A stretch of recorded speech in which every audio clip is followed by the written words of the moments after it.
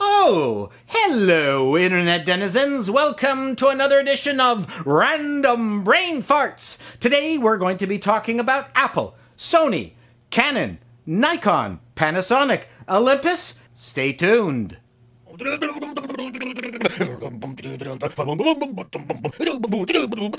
Welcome back, everyone, to RBF. Well, Apple's autonomous car has had its first crash. Yes.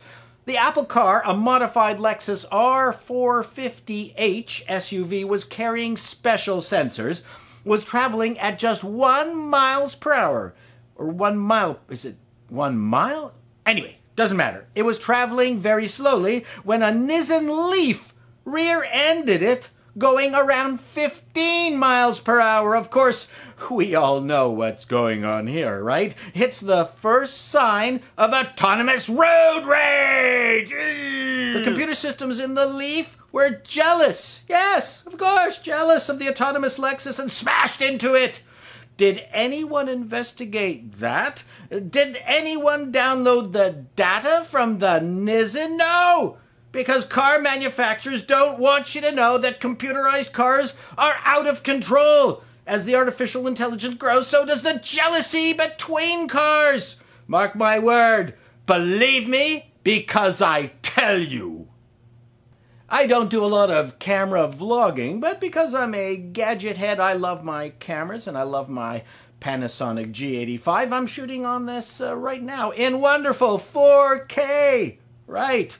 I love digital cameras, and let me tell you, we are in the midst of a giant war, a bloodbath between camera manufacturers as they roll out their full-frame behemoths. Sony threw down the gauntlet first with the A7III, the first affordable full-frame camera at only $2,000 that outmuscled the Canon and Nikon full-frame giants of Walmart family photography. Yes, pro-quality graduation photos on mottled gray backgrounds can now also be done on the Sony. Yes, the gauntlet has been thrown down. Sony can't make enough of the A7IIIs for men who will buy them, take a few pictures, and then stick it in their closet, never to be used again.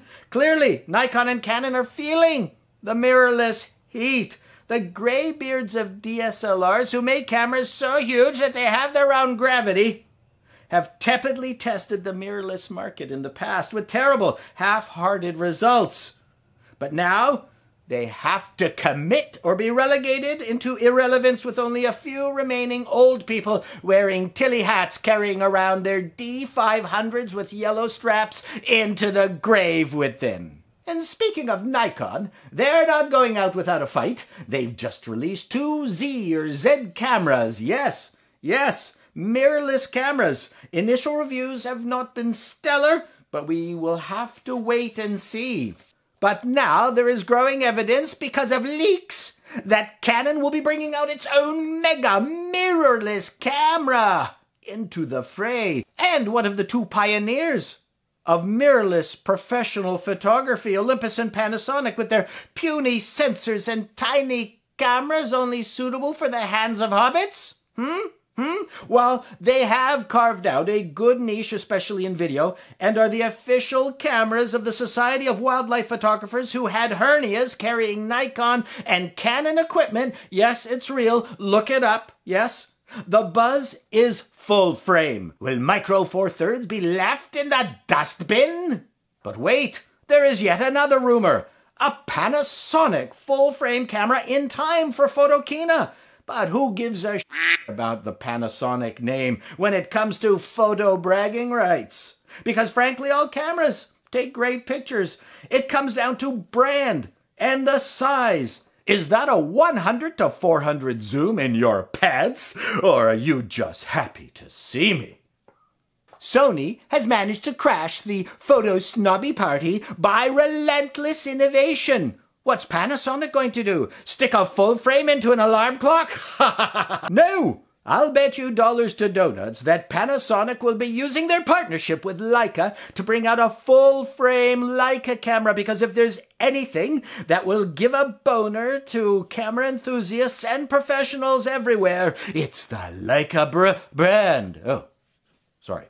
Olympus, Fuji, Pentax, they look like the odd camera manufacturers out in this full-frame battle to the death. Yes, we'll see what happens to them, but, Nikon is not out of the woods. If this Z camera does not pass muster, they could be in very, very big trouble. We shall see. Let everyone else on YouTube use the same boring camera rumor stats and leave it to RBF to give you good, solid camera penis jokes. And finally, for all those out there who've been wondering, how did I get so good at this RBF gig? Well, it took training, perseverance, and starting very young. Take a look at this. Hey, man, is that your stuff clogging up the toilet? It's disgusting. Oh, are we all sorry, man? And now this late-breaking report. Snowbound orphan saved by miracle biorhythm cancer cure, claims bedridden Milwaukee mechanic. Midget woman don't measure up to height report. Athletes make lousy lovers, quote zookeeper in Midnight Chainsaw Massacre. Leading Russian gynecologist demonstrated powers of the mind to top American garage door mechanics. This has been Paul Chato for Change Channel Second Team News. Boy, was I some catch back then. Anyways, thank you for watching RBF Internet Denizens. Till next time, so long.